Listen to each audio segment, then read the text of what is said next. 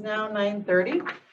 I'd like to call the March 2nd HHS committee to order. A physical quorum is not present, so under 7E of the Open Meetings Act, members can participate virtually. Requisite officers are present at our regular meeting location. Online, in-person, public comment has been provided for, and we do have health protocols in the room. All votes will be roll call votes. And roll call, please, Karen. Chair Renahan. Here. Vice Chair Swarzy. Here. Member Selman. Member Chaplin. Here. Member Desart. Here. Member LaPlante. Here. All right, great. With that, let's see. Do we have any public comment? No public comment. No public comment. As far as chairman's remarks, we got a super short agenda today, so Mary is not going to have to speed talk. So I look forward to hear what she has to say later on today. And I'll ask for a motion to approve the minutes of the HHS meeting of February 16th. So moved. Second. All right, great. Any comments, corrections? All right, roll call, please. Member Chaplin. Aye. Member Desart. Aye. Member LaPlante. Aye. Member Swarzy. Aye. Member Selman. Aye. And Chair Renahan. Aye. All right, those are approved. We'll take a motion on FIR 17521, a DuPage County Community Development Commission agreement, $400,000 for a steam generator replacement for the DuPage Care Center. So moved. Second. Any comments, questions? All right, roll call, please. Member Swarzy. Aye. Member Selman. Aye. Member Chaplin. Aye. Member Desart. Aye. Member LaPlante. Aye. Chair Renahan. Aye. That's approved. I'll take a motion on 2021-23, and a recommendation for approval of purchase order for Midwest X-Ray for professional on-site diagnostic healthcare, April 1st to 2021 of March 31st, 2022 for the care center, not to exceed $16,000 per renewal option under bid. So moved.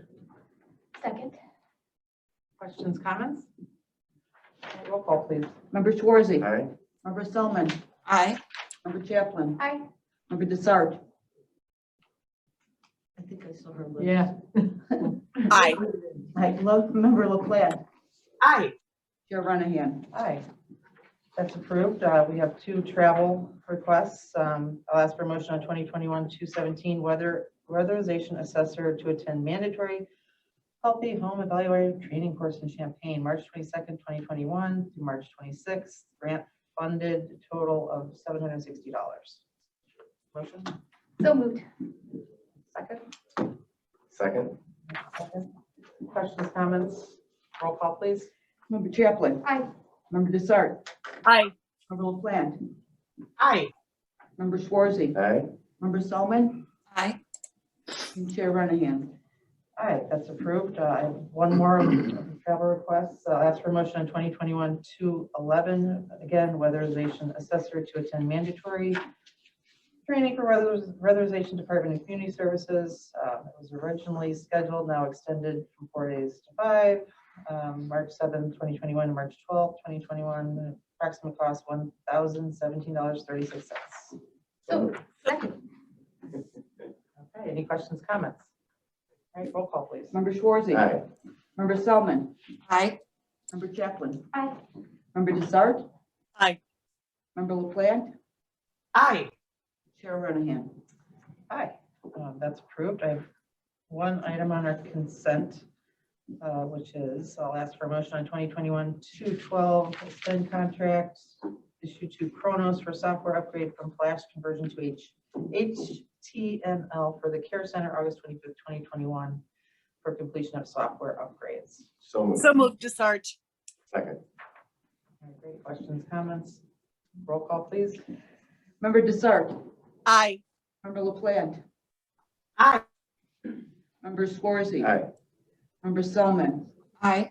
Member Chaplin. Aye. Chair Renahan. Aye.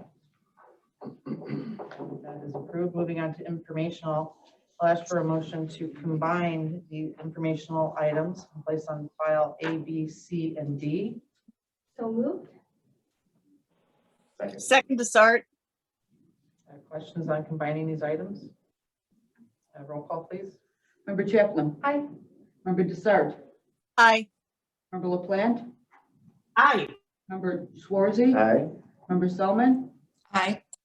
Chair Renahan. Aye. I'll take a motion on approving these items. I'm going to read each one. So 2021-213 is the CDBG FY21 Community Services 3.9,835,000 from HUD. B is 2021-214 Home Investment Partnership Program to Community Services, also from HUD, $1,806,398. 2021-215 is which is Emergency Solutions Grant from HUD, $299,149. And finally, CDBG CARES Act funding second allocation from HUD, $4,393,318. Motion to approve. So moved. In a second. Second. Second, Schwartzy. Questions, comments? And I think we're going to hear more about this later. So roll call, please. Member Chaplin. Aye. Member Desart. Aye. Member LaPlante. Aye. Member Schwartzy. Aye. Member Selman. Aye. And Chair Renahan. Aye. So these informational items will be received and placed on file. Do we have any residency waivers? No residency waivers. And we have Janelle. We do. Okay, Janelle. Hello. Good morning, everyone. Hi there. So the care center, since April, we've had 88 residents that have tested positive. So that number's been pretty stable. Our staff are at 107. So it's gone up one, I think, in the last, it's been about a week now. We have one unit that's under isolation due to that one staff member. Our clinics are complete for our vaccination. We continue to conduct testing per IDPH regulations on a very consistent and frequent basis. We are to continue all of our infection control practices, including appropriate PPE, screening, midday screening and temps, things like that.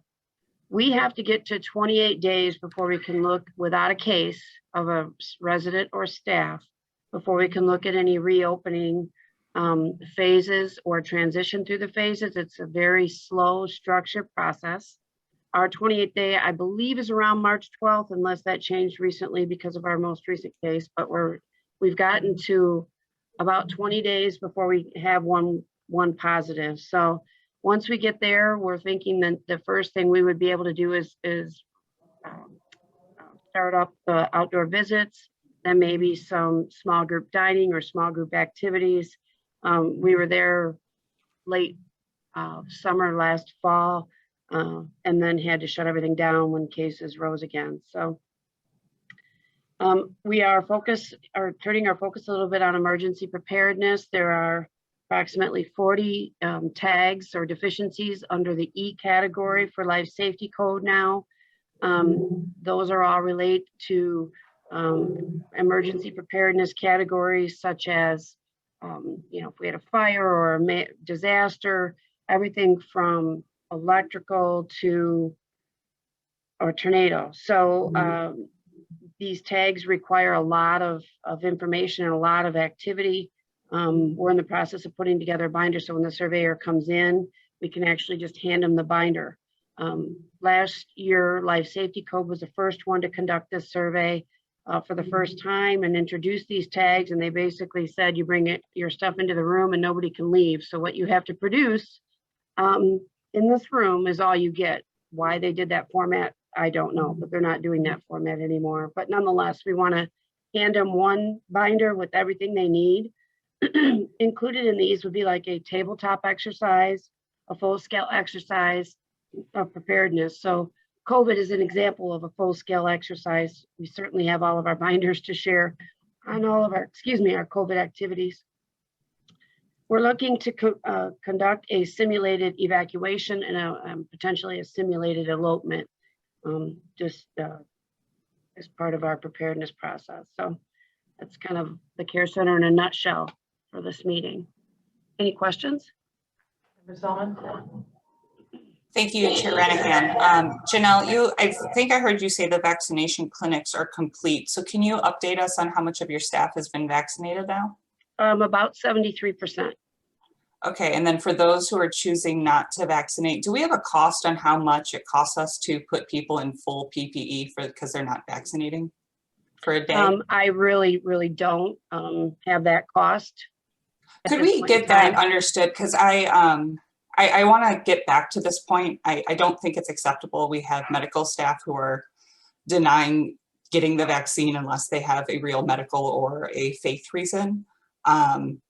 So I want to know the cost that we are incurring because of them not doing something we're all being asked to do, which is take the vaccines to make sure that we're safe for our neighbors and ourselves. No, I mean, certainly those are all points that we used, Member Selman, in discussing this. The cost would be very minimal when you look at our 3-year supply and you multiply that out, the cost of a gown or a mask, we're talking sets. I thought we had to have them like fully PPE'd. I thought the whole point of this was if you don't get It's a vaccinated, you need shield. the mask and the shield and the gown and the whole thing. I thought that was expensive, so that's why we've been trying to pay for this last year. When you look at the volume, and we have a whole unit that's on quarantine, there's sometimes we're using 500 sets of PPE in a day. If it's a larger, if we have the whole building on isolation, when we have exposures, yes, that cost is immense. Okay, so that's what I'm trying to get at, is that as a county, we're incurring costs because staff are making a decision to not participate in vaccinations, and I really object to that.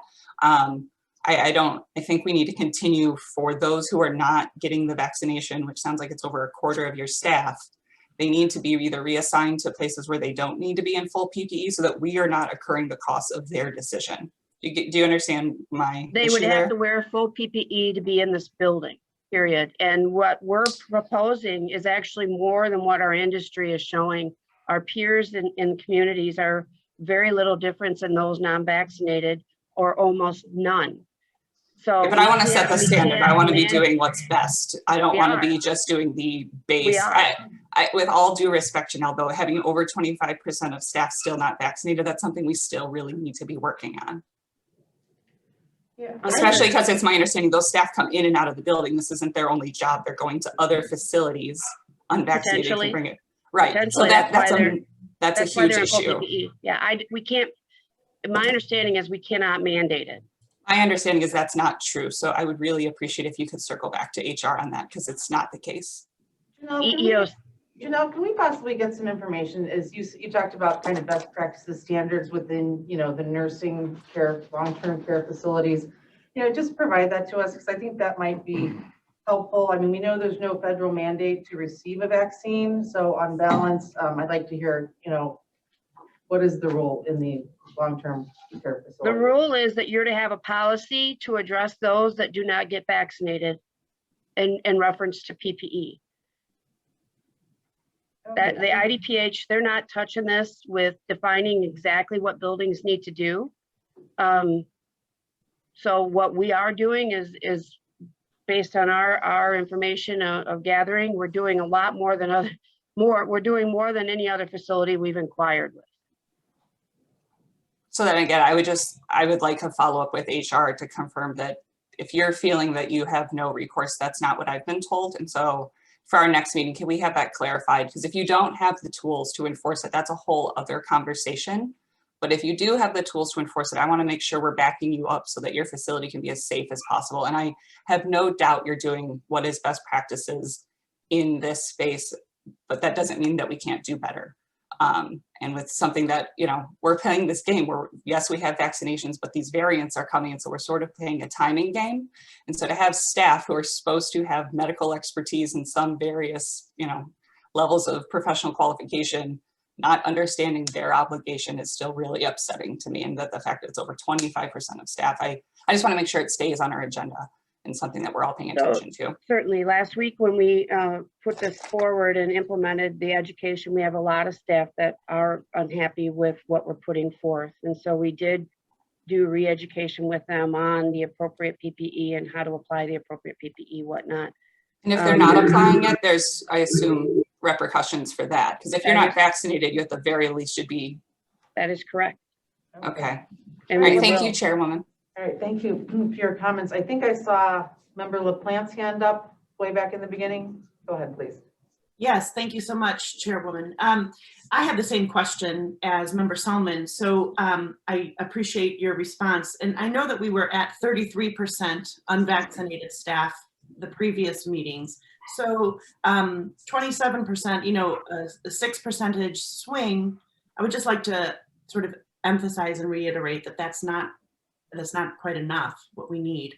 The other point I'd like to make is there are so many people who have lost their jobs during COVID that I would assume there would be people lining up who are willing to get a vaccine and take one of these precious jobs. So can we also address that? Is it possible to hold staff accountable that they need to be vaccinated, like we've talked about before, like they have to for to work in a assisted care facility, they have to have certain other vaccinations. Can we please get some more information on that? Because it seems to me almost an easy solution, of course not implementing it, but in terms of concept, people wanting jobs, willing to get vaccinated, being able to do these jobs. So I just would Are like. you asking for my comment, my response on that? Yeah, if you have one. Okay. I just want to be clear. So we were all part of the 1A group. So in the state, we all had to choose a pharmacy early on. So every skilled nursing facility had to choose a pharmacy under 1A. So those staff have the same access and rights in any other building. To say that we would be able to say, we can replace these individuals if they choose not to get them. We have over 100 open positions here at the care center. It's a very difficult industry to staff. We would not be able to just replace them with someone else. We have a hard enough time even getting agency staff in the area. So it's a significant challenge. I've spoken to it in the past, but for new members, yes, we have a very high number of open positions. Even during COVID, we have been able to do some hiring. But with our census being lower, that has helped too. But it's still a significant challenge. We're not in a position where we can say, if you're not vaccinated, don't come to work. We would have a significant issue with providing care to our residents in an emergency situation. It would become an emergent situation. Okay, thank you. Yep. Thank you, members of the plan. I think we had a couple hands up in the room, and then I'd like to, you know, if we could close it and bring it to a close and then get married on, as I promised. Member Schwartzy. Thank you. Couple questions, Janelle. Greg Schwartzy here. Did I hear you say that the proper PPE is pretty much worn by everybody, regardless if they've been vaccinated or not? Not here at the care center. I'm saying in other buildings, there's no difference. So when we told our staff that weren't vaccinated, you're going to have to wear a gown, a KN95 and a shield your entire shift from here to forward. We don't have an end date. That was somewhat sobering. And we shared that information early on as a mechanism to try and drive participation in the vaccine. We wanted them to know what the result would be if they weren't. Other buildings are not. Other buildings are wearing just a surgical or whatever they might have on hand. But here at the care center, that's our expectation. Okay, I'm not sure I understood the answer. So at the care center, if you've been vaccinated, the PPE is different than if you've not been vaccinated. Right. So all of our staff are put in a surgical mask every morning when they come in. If they're a direct care staff, they go on the unit. If that unit is on quarantine now, those individuals would need to wear PPE. But if they're not on quarantine, they don't. A vaccinated staff member comes in and doesn't just get a surgical mask, they get a KN95, a shield, and a gown. Gotcha. Unvaccinated, she said. Gotcha. Okay, I'm with you. So okay. And then my next question, and Member LaPlante brought some of these answers out from you, and it's not necessarily COVID related, but the you're 100 employees down right now as far as your staffing levels? We have over 100 nursing positions open now, yes. And it's a huge concern, and I know you've probably been fighting this battle for many, many years. And I think that's something that we as a committee need to discuss at some point, maybe not today, but to pinpoint why that's a problem and what kind of solutions, whether it's pay or whatever, that we'll need to discuss to see if we can. I mean, is there a ton of overtime going on then because of this? There is, yes. Okay. Excessive overtime, agency when we can get it, but yes. Okay. I mean, that's something, I mean, we could have a 3-hour-long meeting on the whole topic on what we do to try and manage that and reduce it. And, you know, from a cost perspective, the team is very well versed at looking at a process of who we have work. Like even if a staff member wants to swap a shift with someone, they obviously can't pick somebody who's going to have overtime to do it. I mean, that's the detail by which we manage it. Okay. And how many total employees, nursing staff do you have? Oh, gosh. Probably almost 300, 280, I believe. Okay, so you're over 25% down in staff, which is, I think, is a huge number that really needs to be looked at some point. So Yeah, I would say your point is well taken. I mean, the 2 years I've been on this committee, it has been a continual problem. And there, you know, Janelle has done a lot of things in order to do some training, try to loop in, you know, different community colleges, you know, to try to do the same. But yes, certainly. Right. Continuing. Normally we have CNAs and nursing students coming through the building and that helps, but we, through COVID, obviously that's not been allowed either. So you in addition, COVID brought about a lot of retirements in the whole industry from a medical perspective. So people retire, they can't get new students through the school. So all of healthcare is going to have a significant issue here for some time. One, in recruiting people to enter healthcare, and two, getting them through the schools and getting them their clinicals that they need to pass their education requirements. thank you. And I would just, obviously it's been going on a long time and it's obviously more difficult now with COVID, but maybe we can put this on a near future agenda to really hit this hard. I mean, we might as well. Yeah, I think we have been, but yes, we will continue to do that. You know, remember to start, I see your hand raised, but in the interest of time, I really would like to close conversation here. If you have additional questions, please contact Janelle, but we're down to our last, you know, 5-7 minutes and here Mary's gonna have to speed talk through it, so I You said out apologize. loud that it was gonna be a quick. I apologize, Mary. I don't mind, I'd like to. Was Janelle done? Yeah, was Janelle done? Was Janelle- Yes, thank you. Thank you. If you don't mind, I'd Now like to or- just sit at the table. Can you put the, thanks. So, I sent this out to the committee last night. Chair Renahan asked me to just kind of do an overview and put everything on one page that explains why the community services staff are working so hard.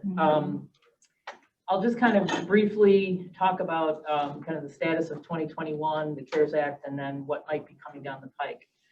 So what I've listed are the specific grants that have additional funds attached to them in either the CARES Act or in the COVID relief bill, or potentially upcoming in the package that's in front of Congress right now.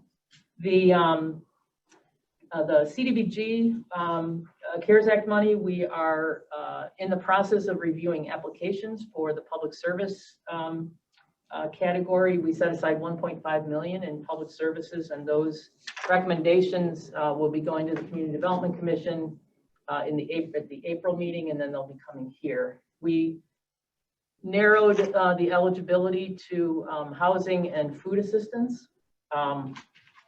We got 1.9 million in applications, so we'll be bringing those forward in the next month. CSBG, we are, all of the grants under that program are up and running. Something that was pointed out by the state to all the agencies who manage this funds yesterday was that 200% of federal poverty level, which is a higher level than the typical CDBG, it's typically 125.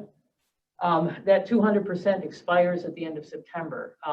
In a community like DuPage, where our cost of living is higher than in other areas, the eligibility at 125 of the federal poverty level is extremely low. There are many, many, many thousands of people in need who are above the 125% of poverty. So I'm looking for more information from the state association, and I suggested to Gina that we could put something together to bring to the legislative committee to advocate for an extension of that 200% level. ESG, I'd like to point out kind of a nuance there. So the emergency solutions grant, you can see we typically get about 300,000 and we're getting 3.5 million. One of the primary uses we have for that right now is we're continuing to pay for hotel stays for DuPage pads and Catholic Charities. There's a strange little nuance. Last year with the coronavirus relief funds, we also provided funding to Metropolitan Family Services, their family shelter service. So they are providing hotel rooms hotel stays for victims of domestic violence under their programs. Because of a nuance in the ESG regulations, we can't use ESG to fund domestic violence agency. There's a centralized client database that has to be utilized if you're getting ESG funding.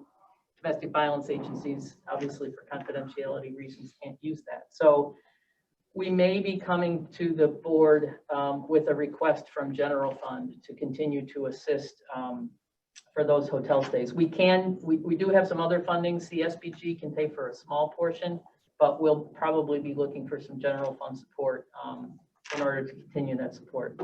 I just want to point out the other category where I have $20 million, that represents anywhere between 15 and 20 different state and federal grants, as well as county general funds. I lumped it into sort of a number just to give you kind of a sense of scale of how much additional funding we're getting. So our 2021 kind of overall budget would be about 25.8 million. The CARES Act brought us, including the 7 million in coronavirus relief funds that the county allocated to my department. So the CARES Act is bringing along an additional nearly 19 million, which is a 73% increase over what our typical allocation would be. If you add in the emergency rental assistance program that we are working on partnering with IDA for them to manage, and I think just looking at these numbers, I hope that it further emphasizes my point that we just do not have the capacity to manage all of this internally. So if you combined all of those, we're looking at $72 million, which is a 279% increase over what we would do in a typical year. That does not include the additional funds that may be coming from Congress, depending on what happens in the Senate in the next couple of weeks. The proposal currently is to provide the same level, an equal amount of the rental assistance that was included in December. So that could potentially be another 27 million. And then if the county were to get its $180 million projection under the state and local assistance, I would anticipate that the board would be interested in doing something similar to what we did last year with passing on more funds to nonprofits. So that's sort of it in a nutshell. Putting it all on one piece of paper, like I said, I think I'm like, whoa, no wonder everybody's stressed out. So, yeah. Read this at your leisure. I'd be happy to answer any other specific questions. Take questions from the committee first. Thank you, Mary. I have to leave. Okay, that's good information. I just have a question in terms of, head count wise. I mean, 279% increase is going to have some impact in terms of your head count, and it's some, I know, grant paid, but give us a little on that. Yeah, so that's a really difficult, it's a very difficult challenge because the management of federal grants is not something that you typically find lots of people looking for jobs who already have that skill. So the learning curve is extremely steep. In the community development block grant in that unit, we have reclassified that position a couple of times to try and bring the salary up to market. We reclassified it again last year. We were fully staffed for 4 days. We had we had just hired somebody new to come on, and I think within a week of that hire being approved, one of our workers who'd been with us for about, I want to say 2.5 years, we lost him to the city of Burlington, Vermont. So it's just a constant battle and like I said, the learning curve is very steep. So these aren't just plug and play positions. A lot of the funds that we manage, we're providing funds to nonprofits. So we're not necessarily directing the way every dollar goes. We're monitoring how those agencies, so the nonprofits have a little bit easier time hiring, at a quick level. But anytime you've got these programs that are a large chunk of money for a short period of time, it makes it very, it is a headcount challenge. We are increasing under CSBG. We're increasing, I think 1 or 2, a case manager and an INR specialist. But we certainly aren't going to be experiencing a 279% increase in our staff, or even a 73% increase in our staff. We'll add a couple of positions here and there, but these are grant-funded positions with that in some cases expire September of this year or September of next year. So it's a constant battle. Well, thank you for all you do. I mean, I wondered if that was important for us to see the magnitude of the change. And it's great that we can reach all these people, but I mean, it's not done without a huge staffing challenge. So, Right. Any other questions from the committee? Member LaPlante. Mary, I would just assume, but please let me know, when you're talking about the steep learning curve, I'm assuming that also comes with a very steep training curve that is also very difficult for staff. Not only do you have to find, hire, and then try to retain, but you're also having to spend a lot of energy and output helping them with that learning curve. Is that correct? Yes, that's exactly right. The more new staff you have, the more of a challenge that is for the manager of that unit to be sort of continually training folks. So yes, it's a heavy burden, the training of new staff. And then a brain drain when staff leaves for other opportunities or for whatever reason. And I will say, I mean, it is sort of a nature of the position in a lot of cases, because in a lot of cases we're hiring people who are, maybe this is their second career experience. So they did, kind of some sort of entry level work right out of college. They've got 2 or 3 years experience. They come to us, they get another maybe 3 or 4 years of experience, and then they move on. So it is sort of that, you hire smart, ambitious people earlier in their career, it's going to happen. They are going to move on. We do everything that we can. We try and make it, an attractive position, all of our positions, but it is just a little bit of the nature of the beast that we do experience turnover. I understand. Thank you so much for everything you're doing. Any other questions for Mary or comments? Okay, thanks, Mary. Can I just mention, can I mention 2 other things? I think we're Sure. okay. Go ahead. We have a meeting this afternoon with IDA to hopefully we're getting to the finish line on the agreement for the management of the emergency rental assistance program. There are a couple of counties that have decided to do their own program. Kane County is definitely joining. I'm hopeful that we are joining. I think our sort of coordinated marketing will be helpful. So if all goes well, I may be bringing that to Finance and Board next week. Otherwise, it'll be a couple more weeks. And then I just want to kind of mention something our senior services unit is doing. All of our case managers went through and sort of identified those seniors that they thought were, kind of most vulnerable, most in need of, trying to figure out how to get access to vaccine. So we've reached out to all of those seniors, the ones who wanted assistance in registering. We have registered with the health department. We also now have identified sort of how many are in each community. So if we get opportunities through the health department or through the Health Coalition and their partnerships with, or their activities with the pharmacies.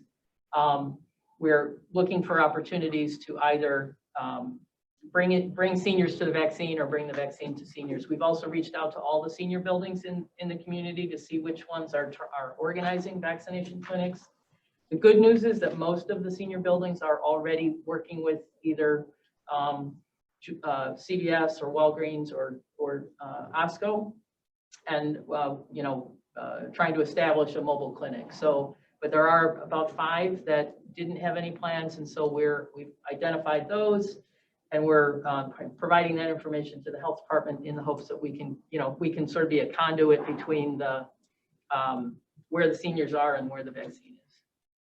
So have you been able to get any vaccines from the health department, or are these all from like CVS or, obviously we've got the issue with how it's all coming through. So- Right. Well, what we're doing is getting the seniors connected to the health department. So getting them registered with the health department. If they didn't know about the call center, making sure that, that they're aware of it. We've done 3-way calls, so the senior and the call center are on together along with our case manager. But then it's kind of up to the health department, if those individuals come up for an appointment. We have also identified a transportation provider that's available to take people to vaccines. But, not having the direct access to the vaccine, we're just trying to collect the information to the people who can use it. Great, I think this is an all hands on deck, right? Yeah. So thanks for being there. All right, any other questions, comments? All right, then we'll move on to old business. I do have a question, Mary, for you. Are we hearing anything else on pads and any kind of long-term big news? My understanding is that they were approving a new strategic plan at the end of February. I haven't confirmed that, and I would imagine that they'll be, if they have any sort of big news about any kind of change in business model, I would assume that we'll be hearing about that fairly soon. I will point out though, so did I talk about this at the last HHS, the partnership with Hesed House? I don't recall. Yes. you did. Okay. All right. So that seems to be going well, that Hesed House is accepting clients from pads and they're coordinating case management. So Great, so to be determined until we meet again. Any other old business, any new business? All right, then I will take a motion to adjourn. So moved. Second, Solomon? Second. All right, roll call, please. Member Schwartzy, Aye. Member Selman, Aye. Member Chaplin, Member Desart, Member LaPlante, Aye. and Chair Renahan. All right, thanks, everybody. Thank you.